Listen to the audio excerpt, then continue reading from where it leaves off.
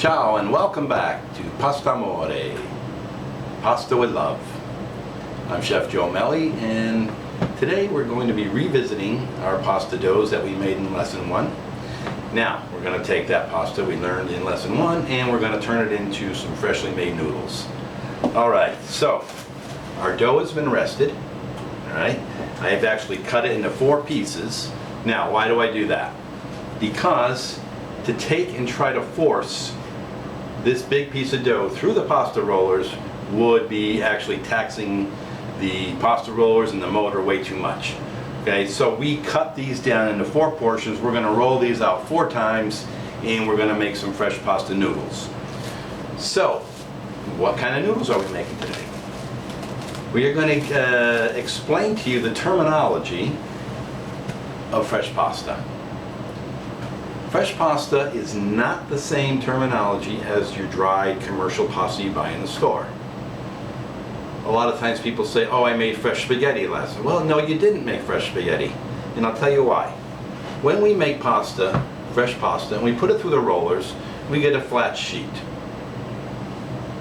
How then can we turn a flat sheet into a round noodle? Can't be done.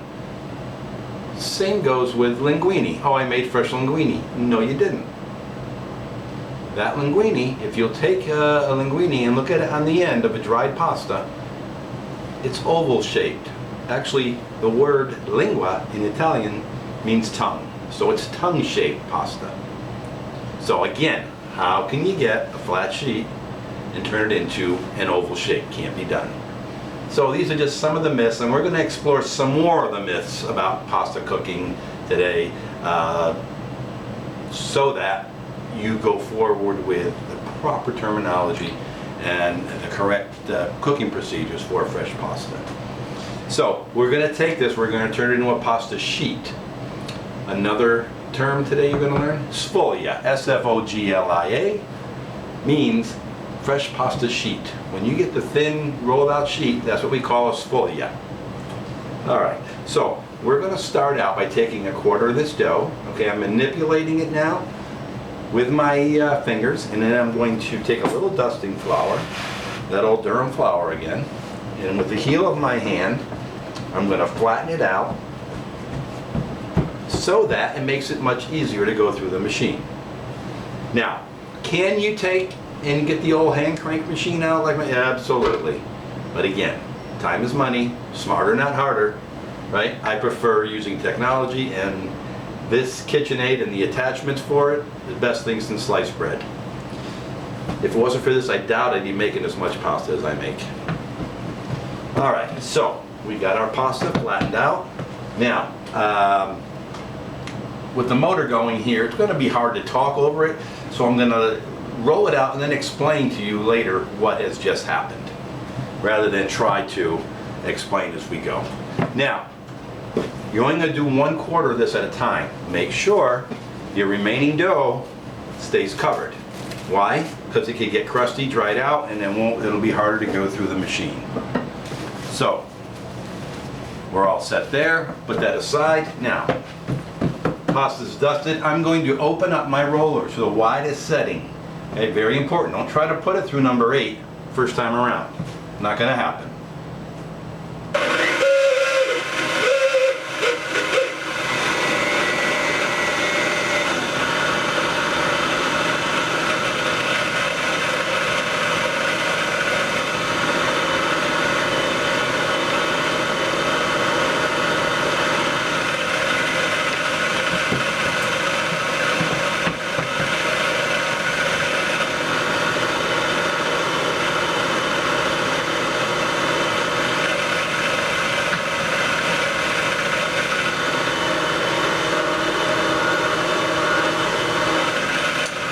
Now, it's important that you get a sheet about the width of the roller. You want to optimize the pasta sheet.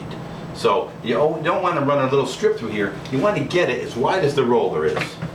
So I rolled it out. That rolling process just then, when I folded it and put it back through, that is continuing the kneading process instead of doing it by hand. This first step was the kneading process. All right, so I'm going to go down to the next notch, and we're going to go all the way through, and we're going to make one nice big sfoglia.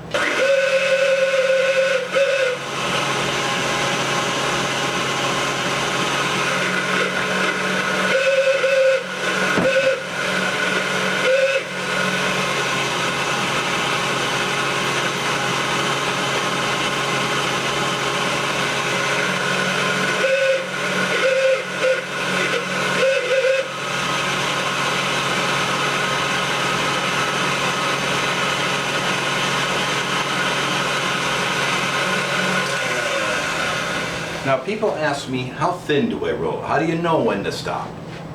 First, me, it's a feel. I've been doing this long enough. I don't have to look at the numbers. I know by touch.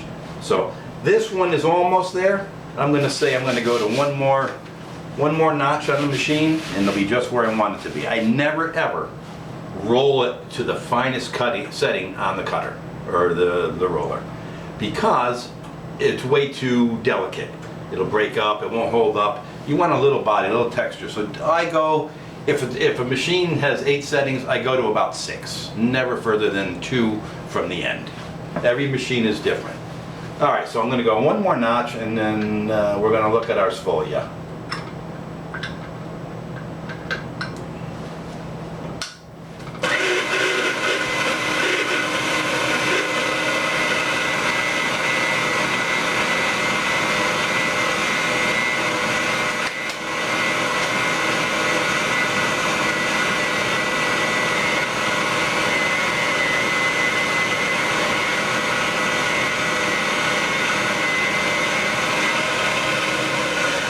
Okay, bellissima. Now, look what we have. 1/4 of that dough.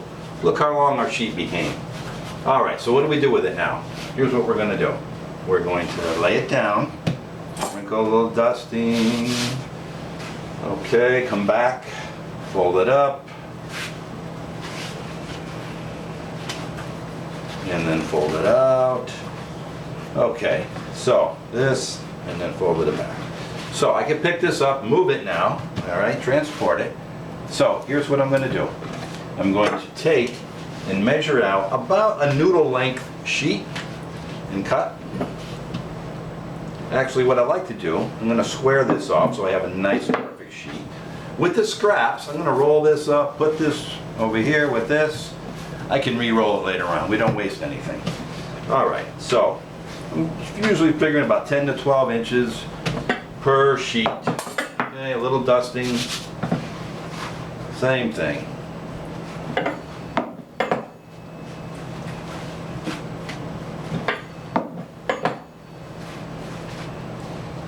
Okay, you want to dust in between so they don't stick. And then when you get to the end, you can look at it and say, all right, I want about half of that sheet. Go over here, trim up this end, make it nice and square, put this in here. Okay. Now, I got my beautiful sheets are finished. So, normally what I do is roll all my sheets out first and then go back and cut. But in the interest of this demonstration, I want to get to the cutting. I want to show you the first cut. Okay? So we're going to remove our roller. We're going to switch it over, and we're going to do tagliatelle.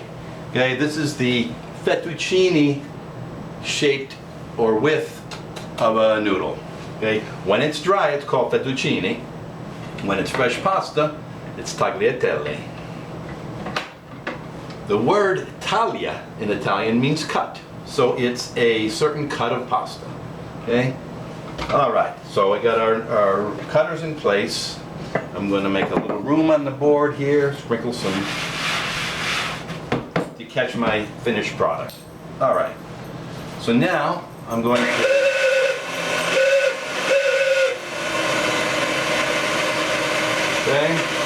and we're going to run this through. Delicately, you're going to grab that pasta. Look at that. Beautiful. Okay?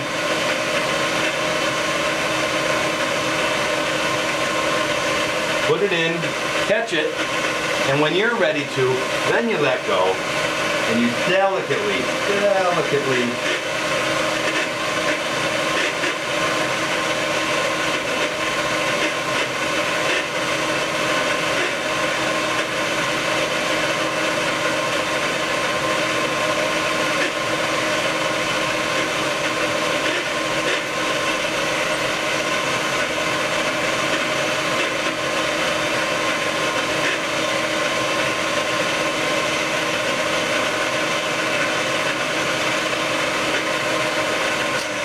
Okay, so that's beautiful. We have a nice portion of tagliatelle.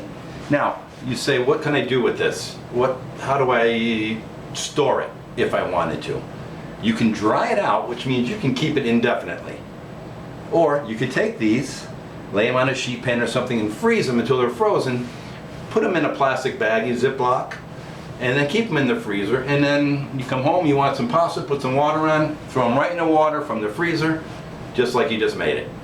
Or, like we're going to do today, you can make it and cook it and eat it. All right, so this is our tagliatelle.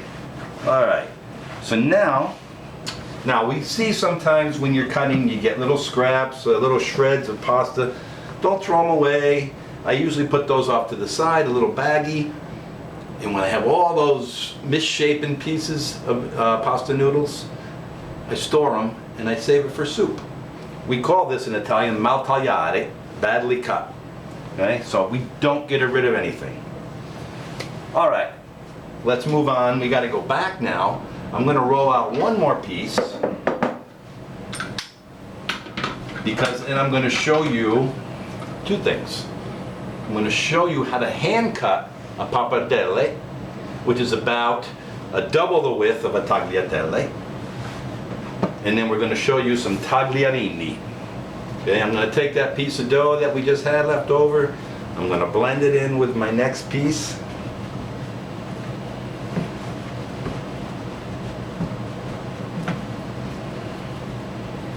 Again, getting our dough thin, open our settings as wide as possible. Turn on the noisemaker here.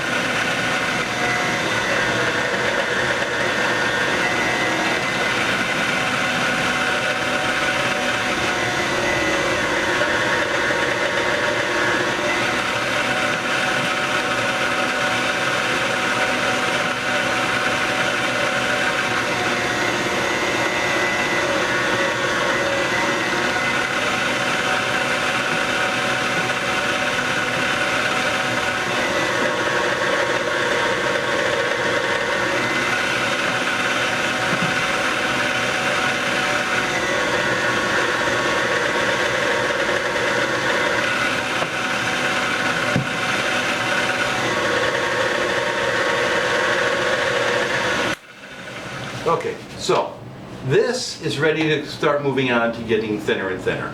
People say, how do you know? What does it feel like? I can only compare it to a piece of fine leather. Do you remember the old leather straps that they used to hang off the barber chair that they used to sharpen their razors? This reminds me of the feel of that. Nice and smooth, okay? This is what I'm looking for. It's a feel thing. All right, so now we're going to close down and finish rolling out our sfoglia.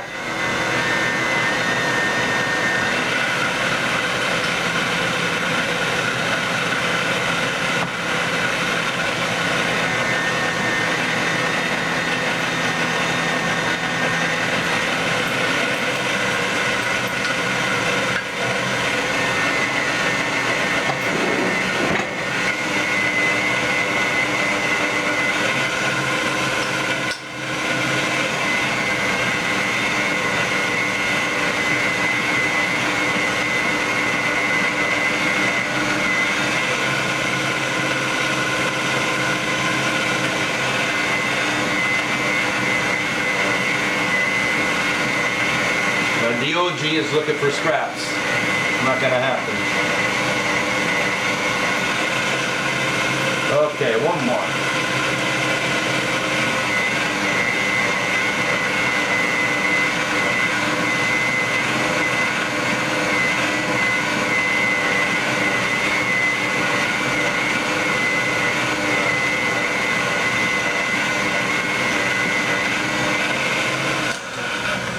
Okay, so what I was doing as I was running the pasta through, I was pulling back a little tension on the back side of it as the dough goes through, just to keep it from bunching up as it goes through the machine. Just a little hint, a little tip. All right, so again, by the way, this dough is the perfect consistency. Never sticky, okay, not too hard and dry. I tell you, that 5 eggs and a pound of durum No olive oil, no water, everything. It's just magical. All right. So again, we're going to line up our sheets. Pull them over here. Yeah, let's use our beautiful cutter here. A little dusting again.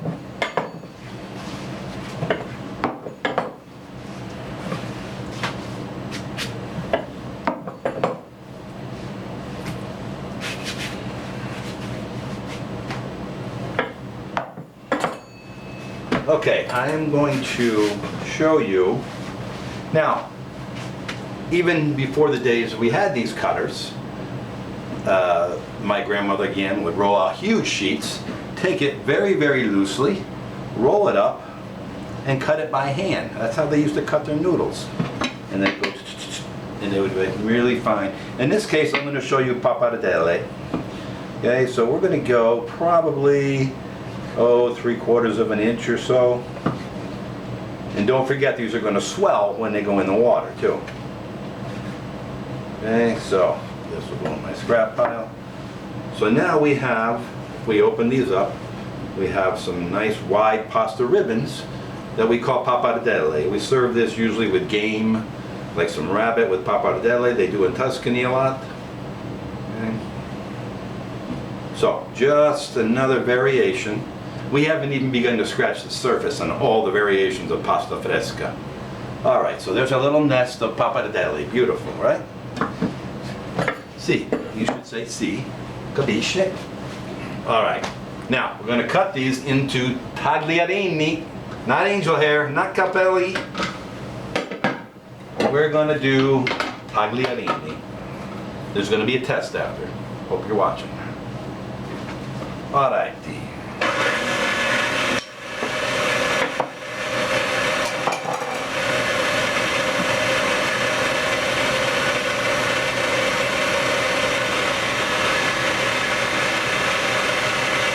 Oh, look at that.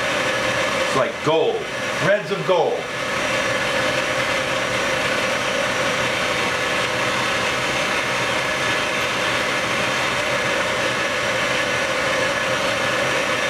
Now, as we go along, I'm going to tell you different sauces that you can pair the pasta with that match up with the style of pasta. Of course, the heartier the pasta, the heartier the sauce. So something this fine, this tagliarini would work well with like a thin sauce, maybe a clam sauce, a vongole, and a heartier with a more meat sauce, more richer sauces. So as we go along in the series, today I'm going to show you a very, very simple peasant pasta dish that's full of flavor. All right, finito. So, what do we got here? We have our tagliarini, tagliatelle, pappardelle, and maltagliare. All right.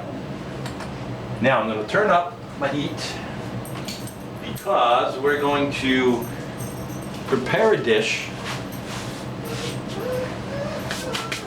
called pasta aglia olio.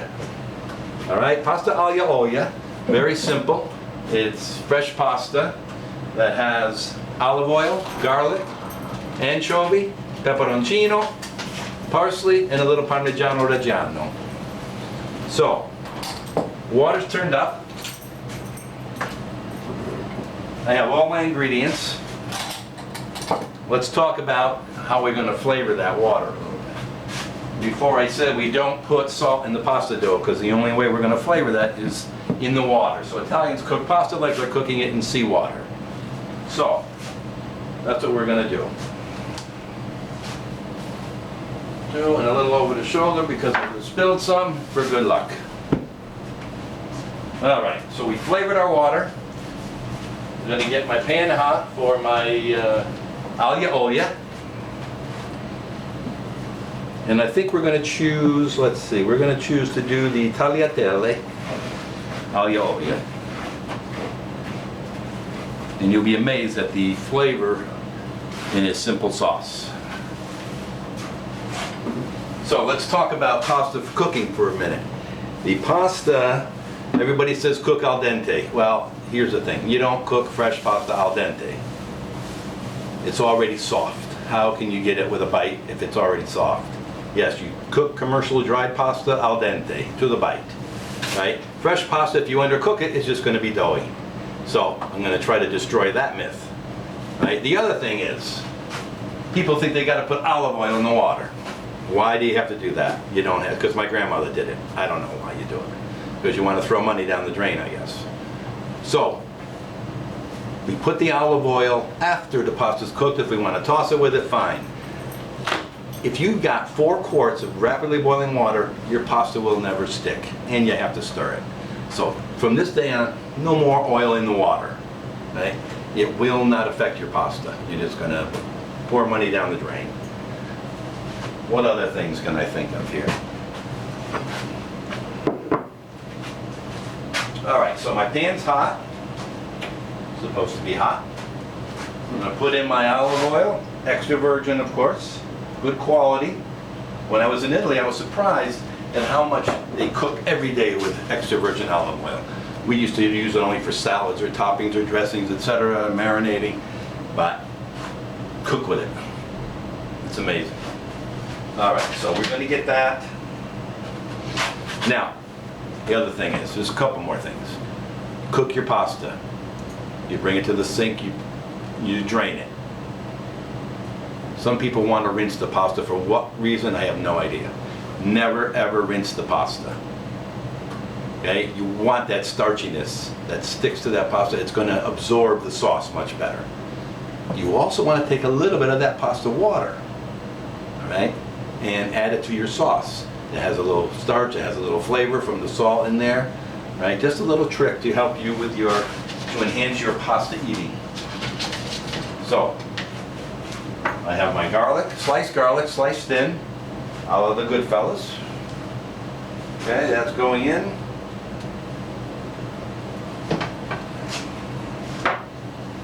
And don't forget, I have one ingredient, the anchovy is an ingredient nobody will admit to liking, but everybody loves what's in it. You know, if you have Caesar dressing, oh, I love Caesar dressing, but I hate anchovies. Well, you love anchovies. Anchovies are full of umami, right? That rich flavor essence. So this is going to give it that background, that meaty flavor. All right, this was a dish that every Friday during Lent, growing up, we had pasta Aglia Olio because we couldn't eat meat. So it's going to evoke some nice memories. All right, so my water's rapidly boiling now. All right, my sauce is just starting. I'm going to throw the pasta in because this sauce is bang bang. And I have to stir. Now, 2 minutes max. When it floats, it's pretty much done. Okay, let's clear a space. Let's get a plate. I'm going to put my anchovy in with the garlic. I'm going to put my crushed red pepper, pepperoncino.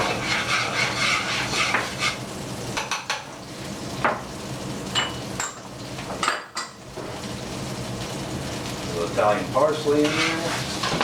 Now, we don't want to burn the garlic. We burn the garlic, it gets bitter. Right? We just want to lightly saute it until it starts to turn brown, light golden brown, and that's it. All right, so our pasta is looking good. That's off. Now, we're going to drain. I'm going to keep a little water in that pan and bring it back over here.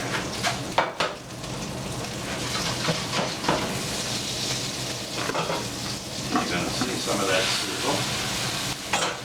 Add a little bit of that water. A little more Italian parsley. Some crushed black pepper. That's why I love fresh pasta, the simplicity. You don't need anything else. You don't need fancy sauces, lots of ingredients.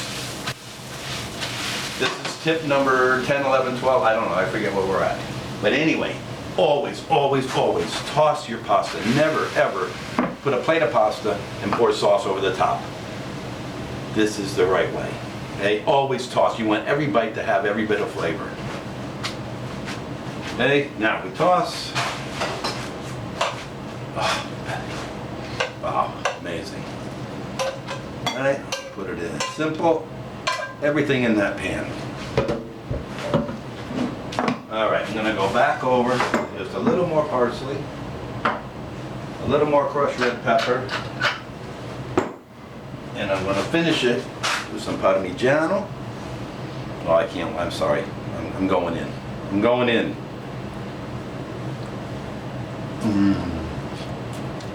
The lightness of the pasta, the pungentness of the garlic, the anchovy, the olive oil, the simplicity of this dish. Bellissima. Ciao, ciao, until next time.